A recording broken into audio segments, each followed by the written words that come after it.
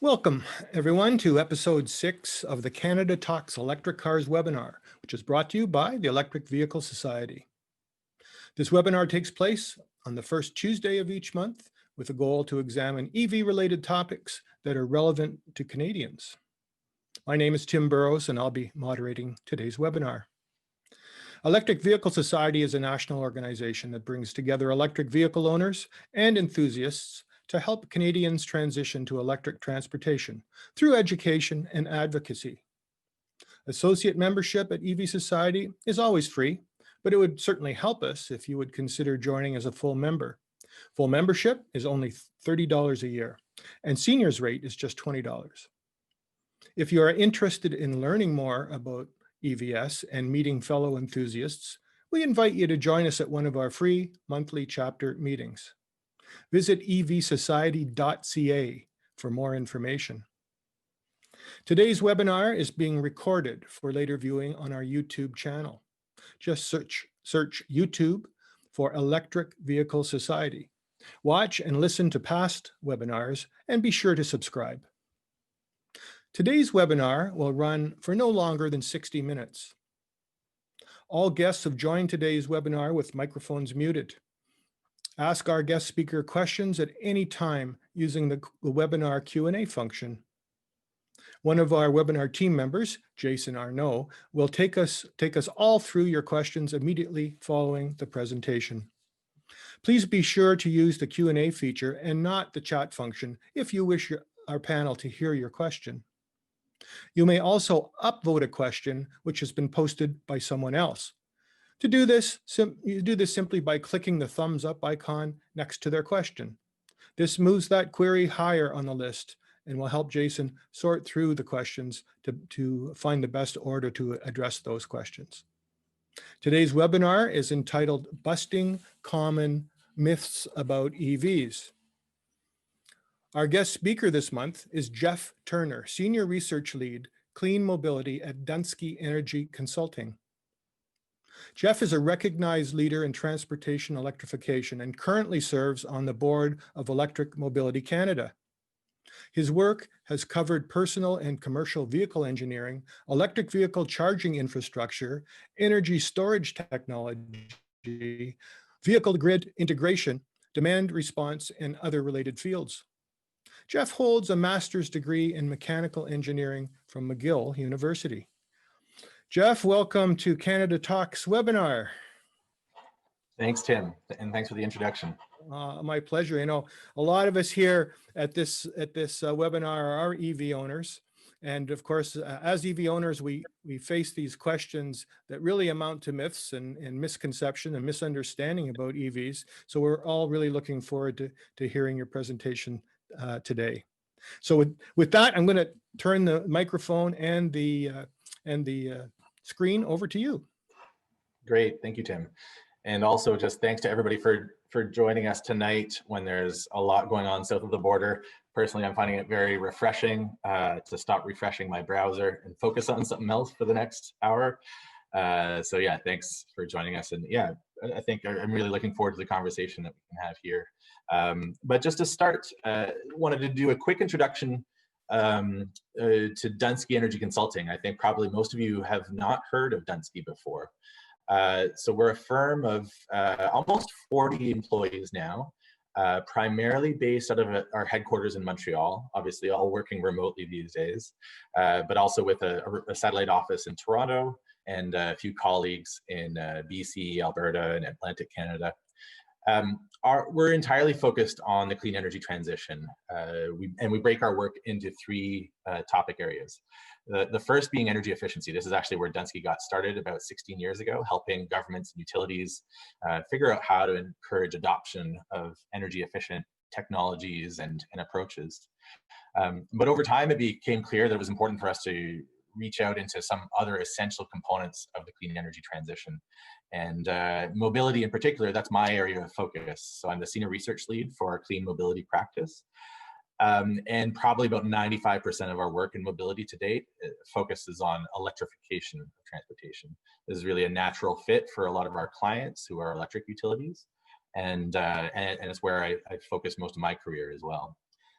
In all these areas, we help our clients quantify opportunities, design strategies to capitalize on those opportunities, and we also help them to evaluate the impact of the strategies that they've implemented. Just a quick, this just shows a map of the types of clients that we have. You can see it's largely governments of various levels, anywhere from the federal government down to the local level, and also utilities. We're active in every province in Canada, and also maybe about 15 states south of the border. And apologies for the feline intrusion that I'm undergoing right now. It's snowy outside here, so I was reluctant to kick them out. Now, before I go into more detail, I thought it would also be helpful just to give a sense of my own background. So I was a bit of an outlier at Dunsky because most of the firm when I joined were people that specialists in energy efficiency in buildings, specialists in understanding adoption of rooftop solar. My own background has been, I've sort of had a single-minded focus on EVs since my days at university. Most recently, before joining Dunsky, I was at BC Hydro's PowerTech Labs. It's sort of our R&D and testing subsidiary of BC Hydro. And while I was there, I worked exclusively on EVs and grid integration, doing a number of demonstrations of different ways to integrate EVs into the grid and minimize the impact that they have, and also helping with BC's initial deployment of fast charging infrastructure. And before that, I worked for 2 years at a company called Azure Dynamics. It was a BC-based company that developed hybrid and electric commercial vehicles. So over here, I've included a couple photos of the Transit Connect Electric. That was my main project. I thought it was thematic to show my first time seeing EVs become a bit of a political topic down in the US. I actually got to spend a couple days shadowing an AT&T cable guy who was definitely not a fan of Obama, but it was really interesting to see them all get together. The first sign that, hey, maybe everybody could agree that EVs are good for everybody and good for business. And so that was actually a partnership with Ford. And I was always proud to see that this product that we developed was actually advertised on the Ford website and sold through Ford dealers for a number of years. Before that, I was at McGill University. I did my master's and my bachelor's there. And you know, I had a thesis focused on modeling of EV components and batteries and things like that. But most of the time I spent there, I was really focused on all the fun projects we had going on, making various types of prototype vehicles, electric snowmobiles, and hybrid race cars, which was a really fun way to spend your time at school. And in between there, between my master's and my bachelor's, I spent a year in London working on, I don't know if many people have seen this car. It's from another era of electric vehicles, back before they were cool, literally. So the Riva G-Wiz, this is an Indian designed and built electric vehicle. Not very appealing on a number of fronts, but mandate, we sold about 1,000 of them back in the mid-2000s, and you'd see them on the road all the time in London. And so I think that was a really fun early experience with EVs on the market. But anyway, so since joining Dunsky, it's been really fun to take that experience on the ground, you know, working with vehicles, working with utilities, and really using that to help advance adoption of electric vehicles across Canada and in the US as well. On here, I've just got a map just to give you a sense of the types of projects that we do at Dunsky and just to give you a better feel for my experience. And I think you'll see that a lot of this work really focuses on understanding the potential for adoption of electric vehicles. So we've done a lot of work for the federal government, Natural Resources Canada, helping to guide their investments in charging infrastructure, and also more recently a focus on electrification of medium and heavy duty vehicles. We've also continued to do some work with folks I used to work with out in BC, like with the BC government, helping understand how much charging infrastructure is needed across the province.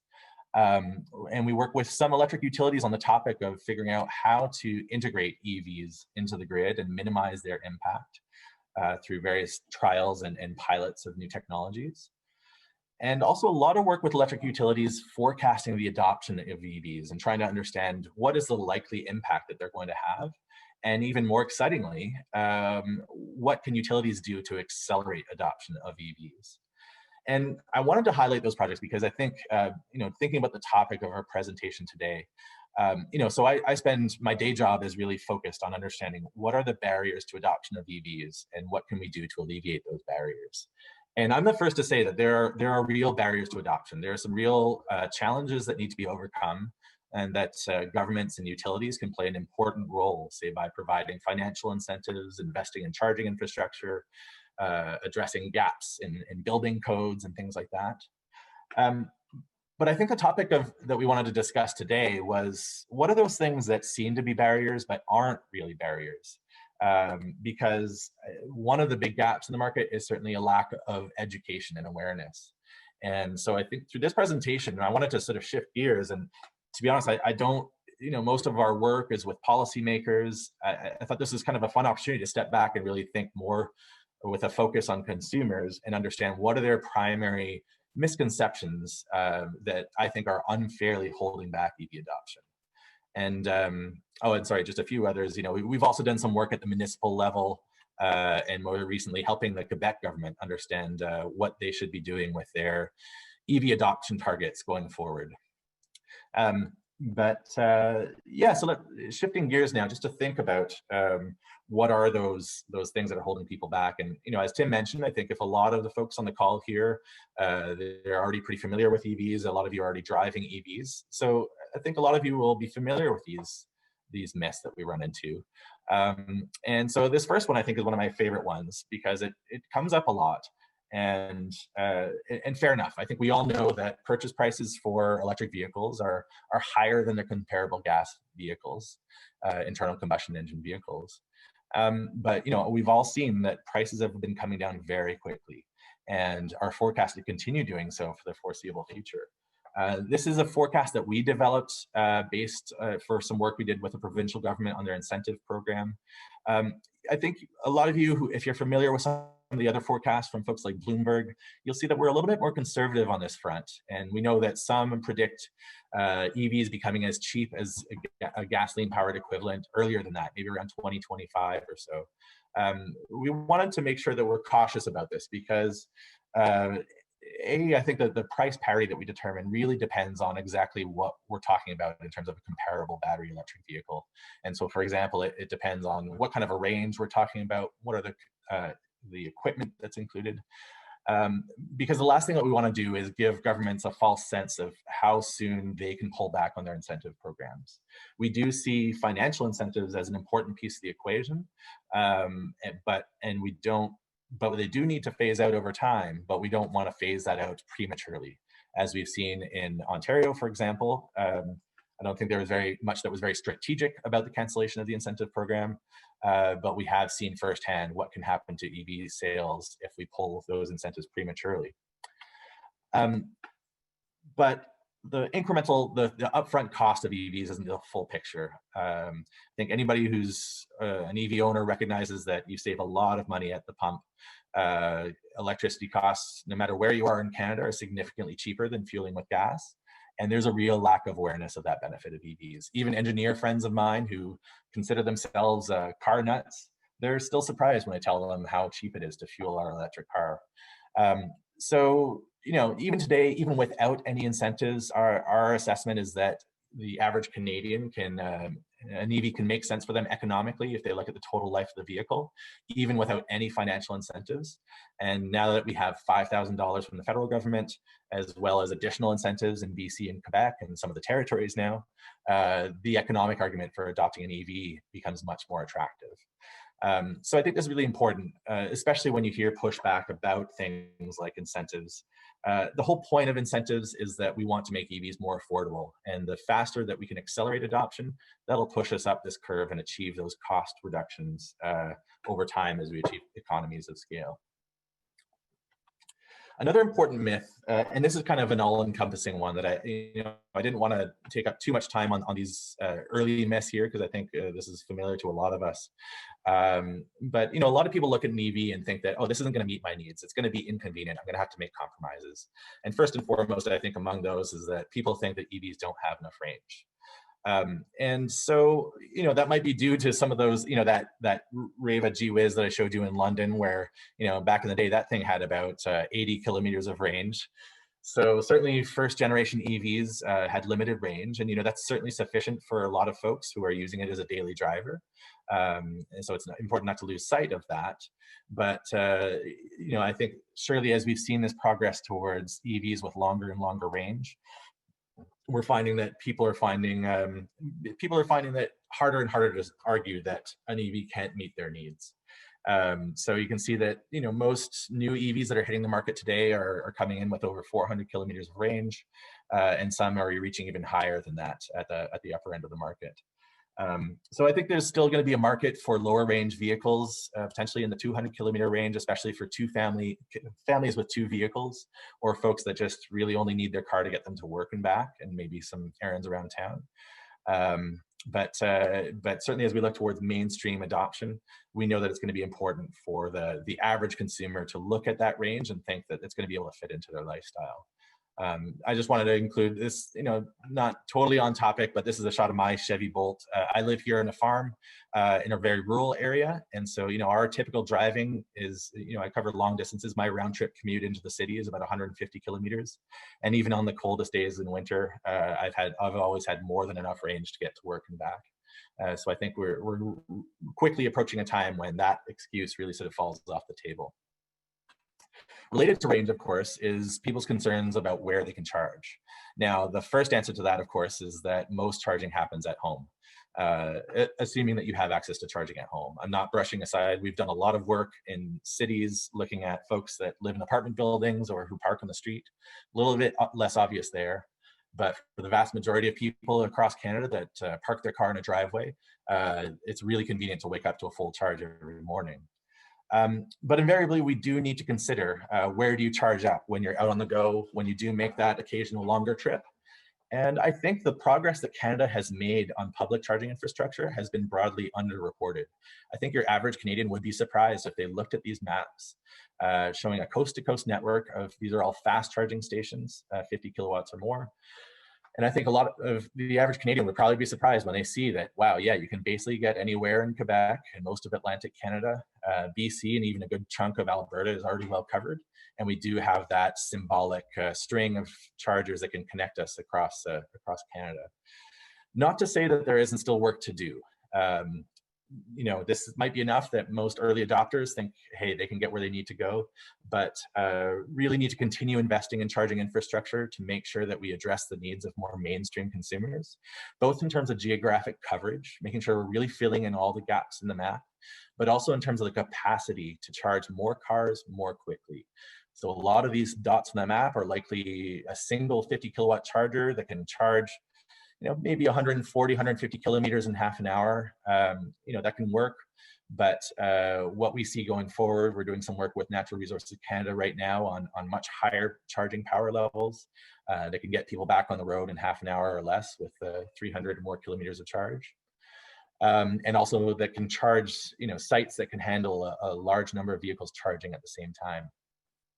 And finally, it's really important to make sure that this infrastructure is reliable. I think, my favorite quote from the folks at Hydro-Quebec is their argument is that a broken charger is worse than no charger at all. If somebody plans their trip assuming that they can charge somewhere and they get to it and they find that it's out of order, that's going to be a really negative experience and is really going to, act as a drag on potential EV adoption. So it's really important that anybody investing in this space is really doing it with an eye towards a reliable customer experience.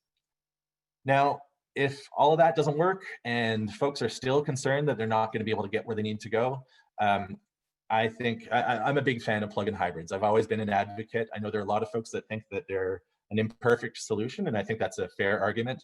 But I think that for folks that are still not convinced that they can make the switch to a full electric vehicle, a plug-in hybrid is the perfect gateway drug. And if this is what gets them driving on electricity for their daily commute, but allows them to take longer trips without having to plan around charging infrastructure that we have today, I think that's a good thing for the transition towards electric mobility. Now, I just included a screenshot here from Toyota's website for their new plug-in hybrid SUV. The RAV4 is the best-selling vehicle in North America that isn't a pickup truck, so I think it's really promising that we now have a plug-in version of that vehicle. But it's concerning when they say that drivers can choose to plug in, gas up, or both.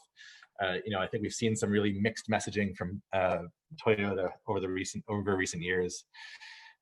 sowing doubt around the benefits of plugging in vehicles. So I think, we've seen some reports recently about plug-in hybrids in Europe that are spending a lot of time burning gas.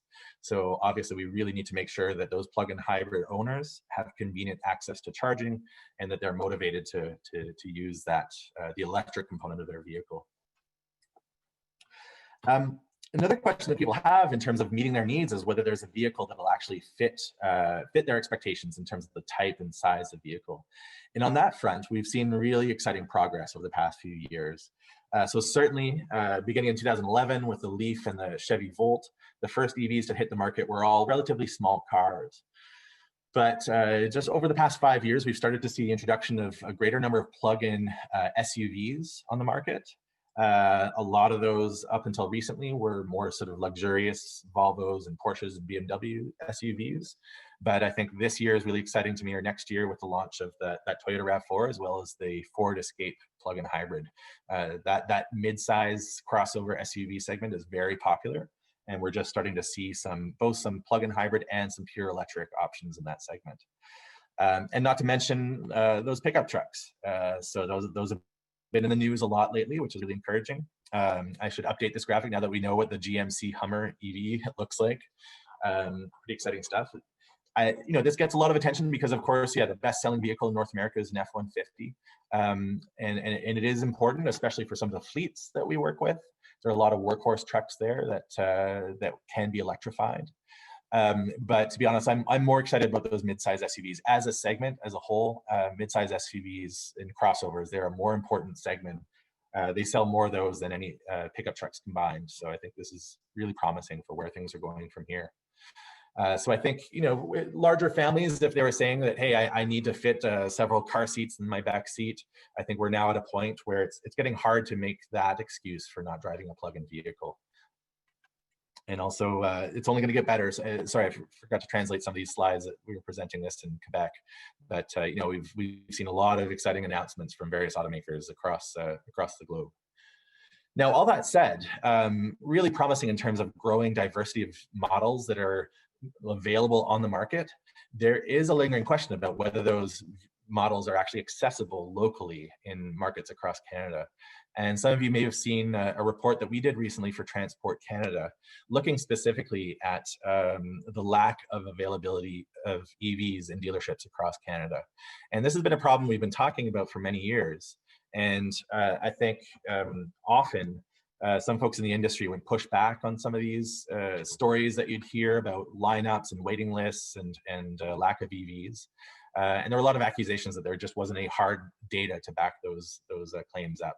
So now Transport Canada thought it would be really valuable to actually include some data in this discussion. And so for the past 2.5 years, we've been collecting data through various means. And the numbers are troubling. Basically, what we found, the headline number is that 2/3 of dealerships across Canada don't have any EVs at all. Look at the pie chart on the right side of this slide, and you can see that of the other dealerships that do have EVs, most of them only have 1 or 2. So it's really problematic.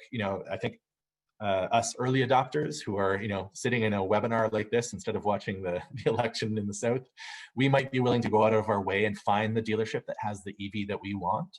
But if we want this to go mainstream, we need to be thinking about those average consumers that might just be shopping for their vehicle in person, looking to find something on the lot and drive it home if they find something in the right color.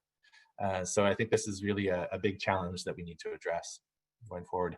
The graph on the bottom right just shows how blue line is showing how sales have accelerated over the past few years, and the yellow dots are the 3 snapshots that we've taken of total inventory across Canada. And you can see that while sales are picking up quickly, inventory is not keeping pace. One side note on the question about EVs and that long range, whether range can meet their needs.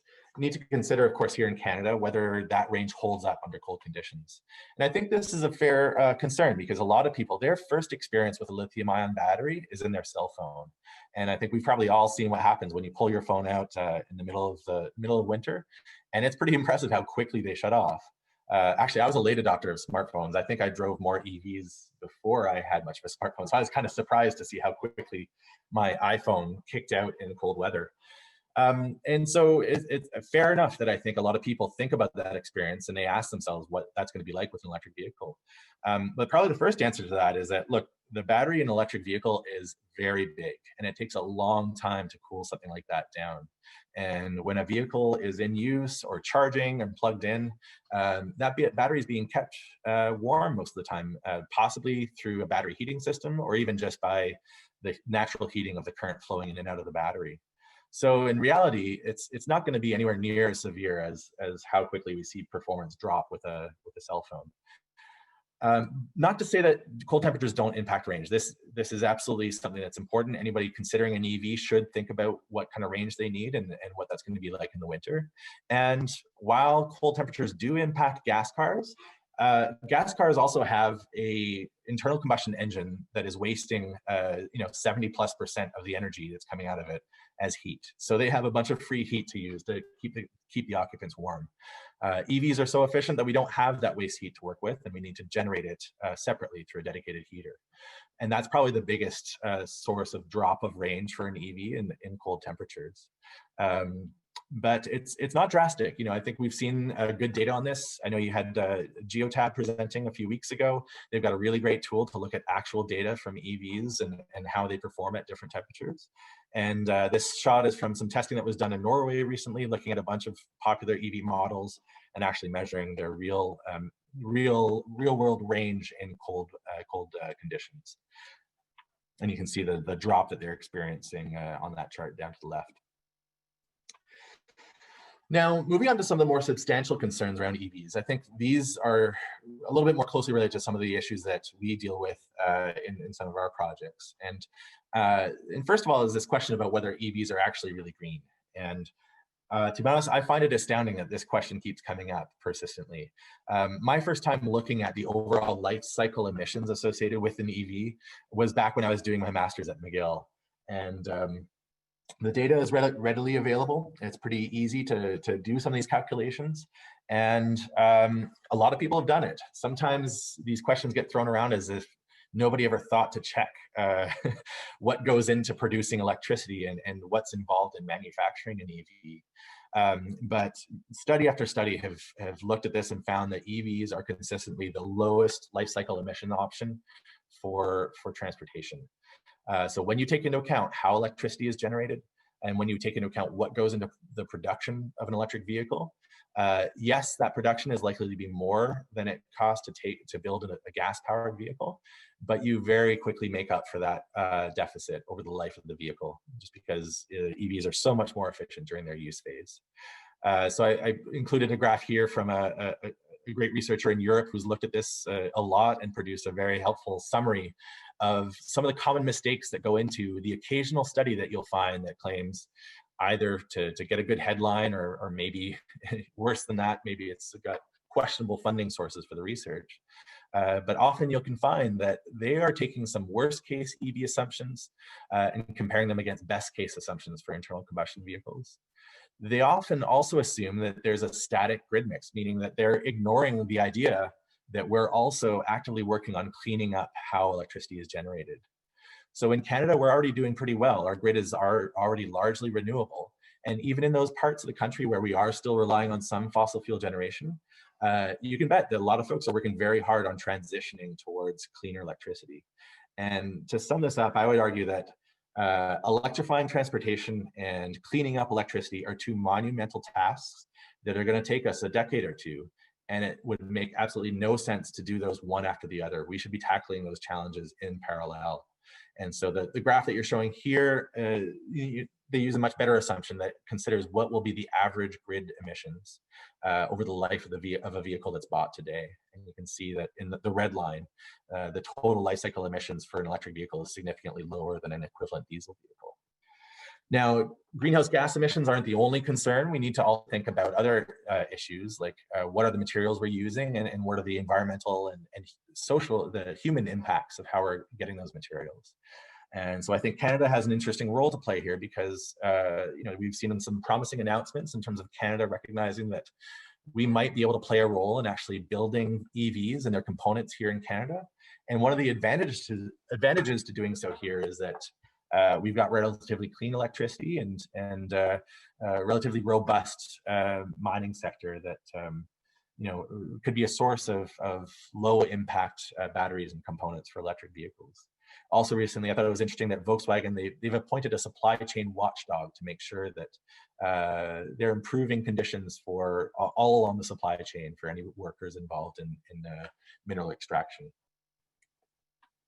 And the last myth I wanted to touch on, and this is really my favorite topic, is what are EVs going to do to the grid? And so I mentioned that this was a big focus of my time at PowerTech and BC Hydro. And this comes up all the time, even in reputable studies. And it's not to say that utilities shouldn't be keeping an eye on EV adoption and understanding what it's going to take to support this transition. But it's far from any kind of reason to slow down on EV adoption. I would hate to think that somebody is thinking, oh, I'd like to get an EV, but I heard that it's going to cause problems for the grid, so maybe I'll hold off until my next car. That is absolutely not what we should be, we should be concluding. Now, to determine the impact that EVs will have on the grid, we need to understand a few things. One, how quickly are EVs going to be adopted? When do they charge and how quickly? And are there any ways that we can influence when EVs charge to make sure that it's a good time for the grid? And this is something that we've been doing for a number of utilities across Canada. I mentioned that on the map that I showed earlier.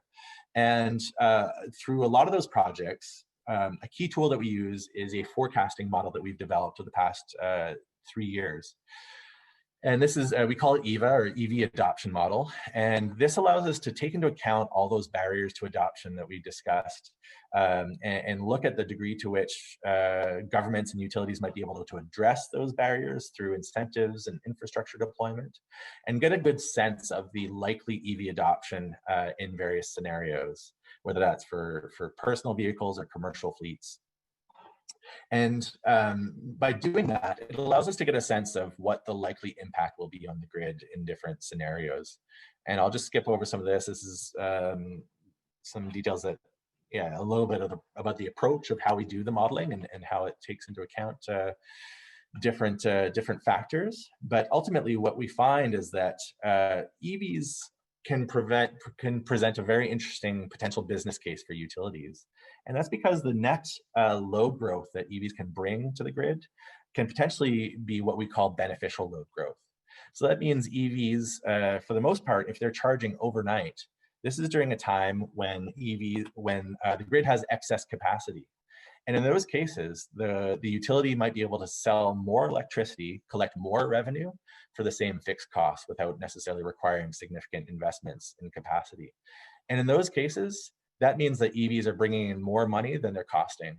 And what we found in a number of studies, both here in Canada and some studies in the US as well, is that EVs, with increased EV adoption, will see lower electricity rates. EVs actually help the grid become more cost effective. And as such, we found that utilities can actually justify significant investments to accelerate EV adoption. Now, that said, for them to make sure that EVs are a net benefit to the grid, it's important to make sure that they're not exacerbating those peak loads. And you can see the example that I've provided here. This is a utility that is predominantly a morning peaking utility. The biggest loads that they see in the system are in the morning when everybody's having a shower and making their toast. So there's some EV charging at that time of day, especially if people are preheating their car to warm it up before they leave for work. But the vast majority of charging load happens that evening when they have lots of spare capacity. But that's not always the case. Other utilities in Canada and in the US have their peaks in the evenings. And in those cases, it becomes increasingly important to make sure that we have a solution in place to influence when that charging happens. And there are a number of options to do this. So the most simple of which would be time of use rates, like I understand are just entering back into service in Ontario. So people might just naturally be encouraged to charge overnight when the electricity is cheapest. We've also seen some projects with the folks at Fleet Karma and Geotab working on rewards programs that, without necessarily implementing time of use rates, might be able to track EV charging specifically and offer financial incentives for good charging behavior. And we've also seen programs where the utility is provided with direct control over charging so that they can actually ramp charging up and down as needed to either minimize peak loads, or even in the case of this this pilot that we helped to develop with Nova Scotia Power that's just been launched, where the intention is not just to reduce the peak load on the grid, but even leverage EV charging as a flexible load asset. And this was what really gets me excited. I think you hear often about questions about how much wind or solar we can add to the grid, because we know the wind isn't, as Donald Trump down south, will tell you, the wind isn't always blowing and the sun isn't always shining, as if nobody ever thought of that.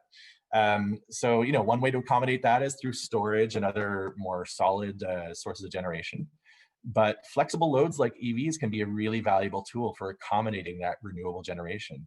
So if these EVs in Nova Scotia are able to time their charging to make use of excess wind energy that would have had to have been curtailed because there wasn't anywhere to put that energy, these flexible EV loads can actually help enable greater penetration of renewable generation. And I think that's where things get really exciting, especially when you look back to those questions about how green an EV really is. If EVs are both shifting ourselves away from fossil fuels, but also enabling the grid to decarbonize more efficiently, I think that's really exciting. So that's my response to anybody that says that EVs are going to crash the grid. One of the biggest challenges that I've had in my career is convincing utilities of any urgency here. A lot of utilities think that this is a little ways out, and they handled the transition towards electric stoves and things like that in the past. But I'm really a fan of getting out ahead of the problem before it becomes an issue. And I think there's some really interesting technologies that can, really excite EV owners and really bring net benefits to the grid. So that was the last myth I wanted to touch on. And from there, I'm really excited to hear your questions and dive into a bit of a discussion about any of these topics or anything else that's that you think is a really important piece of this discussion. So thanks for all that. Awesome, Jeff. Thank you very much. Certainly thought-provoking stuff. So I'm going to turn it over to Jason. Jason, I see that we've got a number of questions here, and maybe you could take a peek and walk us through them. No problem. Thank you, Tim, and thank you, Jeff. We have a bumper crop of questions. Reminder to everyone, you can use the thumbs up in the Q&A panel to upvote your favorite questions, and that will control the order in which we go through them. For now, I'm just going to start up at the top. So Jeff, isn't it totally unfair to compare EVs with ICE if we use range as a basis for comparison, seeing that almost all EVs exceed the real range requirements of more than 80% or more of consumers? Yeah, that's a great question. And I think my answer to that is that is the rational question to ask. And I think most people on this call have probably looked at their driving needs and said, you know what, I'm going to compare that, maybe look at the Volkswagen Golf electric, which offers maybe 200 kilometers of range. And I think you're right, that's probably more than enough for a lot of driving. And you know what, maybe if you want to go on a long trip, you should just rent a vehicle. But honestly, I think that if everybody was as rational as us when it comes to their purchasing decisions, we'd already be seeing a lot more EVs on the road. So I think of this from the perspective of what are those mainstream consumers thinking, and how much range do they need when they're comparing a gas car to a battery electric vehicle. So I think it's a fair observation. And you know what, part of the answer here is going to be better education, helping people understand what they really need in a car. But I think we need to be realistic about the expectations of the folks, the 95% of the market in Canada right now that are not buying EVs yet. We need to think of it through their eyes. Okay, great, thank you. My apologies to everyone. I did not click the little button that lets you actually see and vote on the questions. That's enabled now, so if you go back into Q&A, you should be able to click on the little thumbs up button. The next one is from Stephen. Stephen says, the Jevons paradox states that the economical use of fuel or energy results not in diminished consumption, but an overall increase. Do you think that existing EV policymaking is problematic in that it promotes the sale of more EVs, as opposed to focusing on carrot and stick approaches that focus on reducing vehicle kilometers and reducing emissions more directly? Yeah, that's a great question, Stephen. And certainly something comes up a lot when we've been working with municipal governments on their EV strategies. So for example, we worked with the City of Toronto last year. We're working with both Halifax and Victoria on opposite ends of the country right now. And absolutely, especially in Victoria, they have very aggressive goals in terms of moving away from single occupant vehicles and minimizing car trips. And the last thing we want to do is promote EVs at the expense of transition towards active transportation and transit use. So it's important to find a balance here, and it's hard to get around that. The fact is that if EVs cost less to own and drive, and they have less of an environmental footprint, I don't think there's any getting around the fact that it's going to apply some pressure towards use of those vehicles. People feel less guilty, and the costs are less. So yeah, that is a real concern. But I think we can find a good balance here. And I think what Stephen's getting at here is, okay, we can provide financial incentives and that really make it cheaper to drive a vehicle at this point. Something that we have looked at for some jurisdictions that are pretty aggressive on this front is actually balancing out the incentives with penalties for gas-powered vehicles. So, you could have a $10,000 incentive for electric vehicles, and it's going to cost a lot of money to taxpayers. Well, what if you paid for your incentives by offering a $5,000 incentive for electric vehicles and a $5,000 penalty for gas cars? You introduce the same influence over the incremental cost from one vehicle to the other, but it's revenue neutral and it pays for itself. And you can transition towards that kind of a fee-based system gradually over time. And I think that's definitely something that we should push for, but we just need to be, aware of some of the challenges that presents politically. So it's something that we've seen in Europe already and implemented with some success. But I think, yeah, still some ways to go to get something like that on the ground here in North America. Okay, great. You touched on this in terms of a study, but I think this is a more direct question. What range reduction do you see in cold weather? Yeah. And do you mitigate it by pre-warming or parking in a covered garage? Yeah, absolutely. So yeah, all the above. So I drive a Chevy Bolt. So it's got a rated range of 383 kilometers. I would say that so I drive in a rural area, and I can probably average around 400 kilometers of range in the summer, and certainly less than 300 kilometers of range in the winter. And on the coldest days, especially if I'm cruising at 110, 120 kilometers on the highway, I can even get down into the low 200s. So I think the Chevy Bolt is probably one of the worst performers in terms of the impact of cold weather, partly because it's one of the only all-electric vehicles on the market today that still uses a resistive heater. Other EVs on the market use a heat pump, the same type of technology you'd use to efficiently heat your home. You can see similar efficiency benefits in a car. And it's actually on the graph here. You can see the Opel Ampera E is just the European version of the Chevy Bolt. It's no longer available, but you can see that it suffers from a pretty significant drop. Likewise with some of the Tesla vehicles that also so far rely on resistive heaters. But yes, absolutely, you can plug in, you can preheat your vehicle before you leave. I do that religiously. It's also just a comfort thing. What would have been a guilty pleasure for gas vehicle owners is suddenly a way to maximize your range, along with heated seats and steering wheels, which in a gas car, you're just ignoring all that free waste heat that you have and making the engine work a little bit harder to power those resistive heaters in your seat and steering wheel. So yeah, there are all these little perks that you can do to maximize your range in the winter. But yeah, it's certainly on the order of 25 to 30% impact for us in the winter.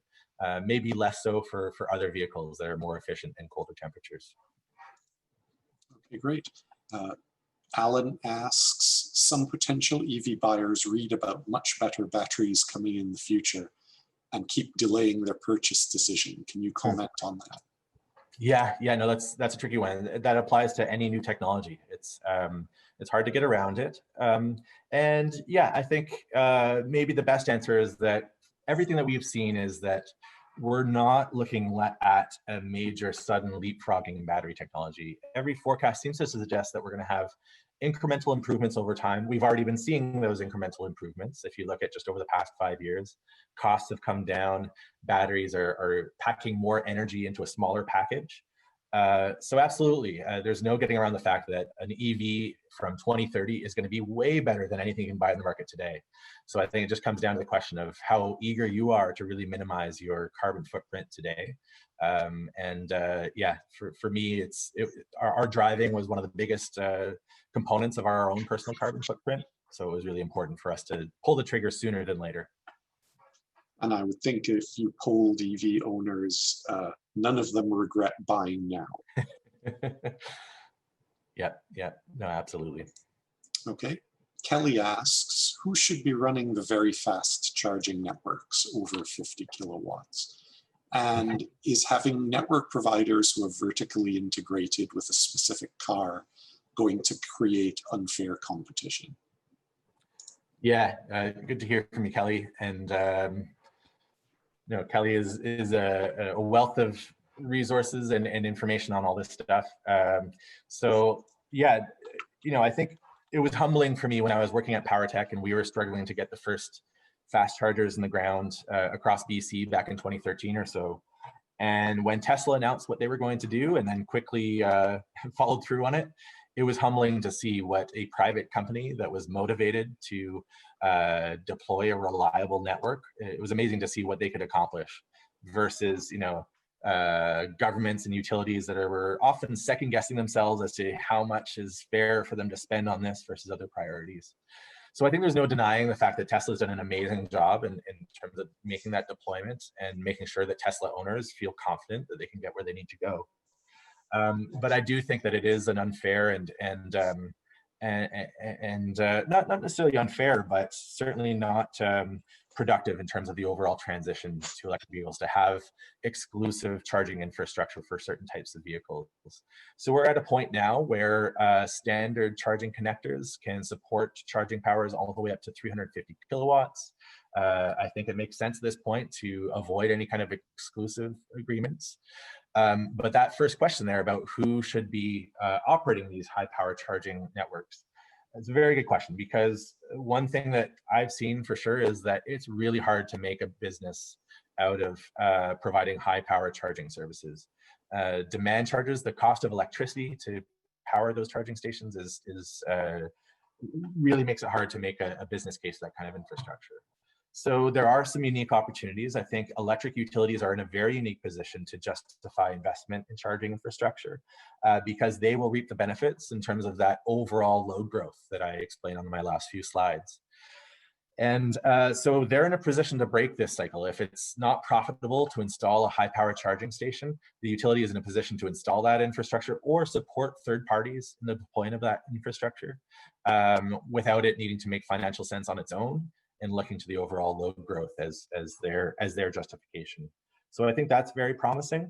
But like I said, I think that can be accomplished through incentives. They can, whether they're doing it themselves like Hydro-Quebec and more recently OPG, or if they're providing incentives for third parties, whoever they may be, maybe they're retail chains or even the gas station chains, who might have additional benefits in terms of retail sales.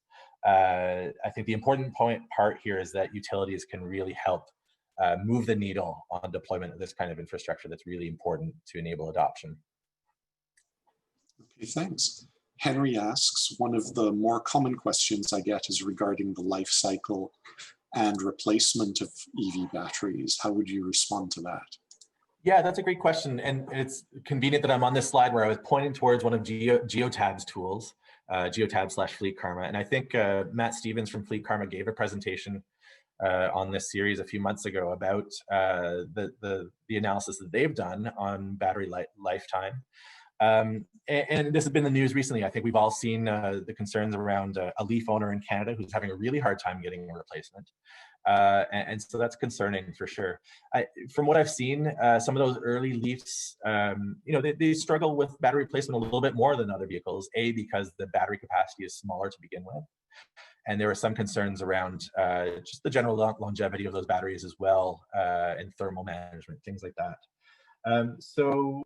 So I think what Fleet Karma found is that for the majority of EVs on the market today, those batteries are likely to last the life of the vehicle. The degradation that we're seeing so far, sure, it does have an impact over time, but by the time the vehicle is 12, 14 years old, it's likely still going to have somewhere on the order of 70 to 80% of its original capacity. Now, that said, if we're dealing with shorter range EVs or some of these older vehicles that are currently on the market, I think there are some Nissan Leafs that are not holding up over time, and the battery is sort of the bottleneck. There are 5, 6-year-old Nissan Leafs that just aren't cutting it in terms of their available range. So that is one example where I think folks are starting to look at the prospects for getting a replacement battery. And I think the only saving grace is some of the options that we're starting to see where older vehicles are getting a breath of new life with a much more modern battery that's still compatible with that original vehicle at a cost. But I think that's really promising for those older vehicles. Okay, thank you. Next one is, what can we do to get consumers to look at EV efficiency rather than range? Is it as hard as getting ICE buyers to look at MPG rather than horsepower? Yeah, that's a good question. Like I said, a big part of the missing piece here is education. And there are efforts underway across Canada, whether that's the folks at Plug and Drive or AVEC in Quebec, or the folks with Emotive, and of course some of the owners associations as well. A lot of really good efforts out there to help raise awareness of the benefits of EVs. I think the folks are working on some of the key messaging here around what do you actually need in a day, and what are those benefits of having an EV in terms of reduced energy consumption and cost. I think it would certainly help if the automakers were a little bit energized in their advertisements of these vehicles. We're starting to see some of that, but yeah, there is a bit of a behavioral aspect there where, yes, people might only need a certain amount of range for their typical usage, but in the same way that people buy a large vehicle with a lot of capability just for that once a year time when they really need it, I think people just have a tendency to think about what they might. They like to think about those what if scenarios, and it's going to be hard to get around that. But I'm confident that people are coming around to the idea that an EV will make sense over time. Okay, I think we can squeeze in maybe one or two more. Daryl asks, what incentives, programs, and the like exist for infrastructure at apartments, condos, etc., to provide connections so that this demographic that have a vehicle for generally short use, and EVs would be great for them, but Yep. apparently they can't charge. Yeah, no, and again, this is a really important topic for any of the work that we've done with municipal governments, those dense urban environments with a lot of apartment buildings.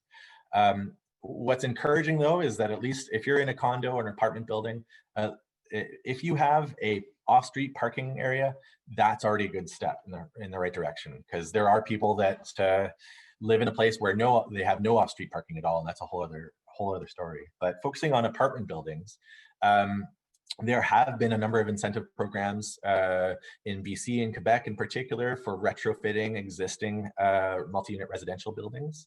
And more recently at the federal level, the NRCan's ZEVIT, Zero Emission Vehicle Infrastructure Program, has introduced some funding streams to provide funding for installation of charging stations in apartment buildings. And we expect there to be more funding from NRCan going forward.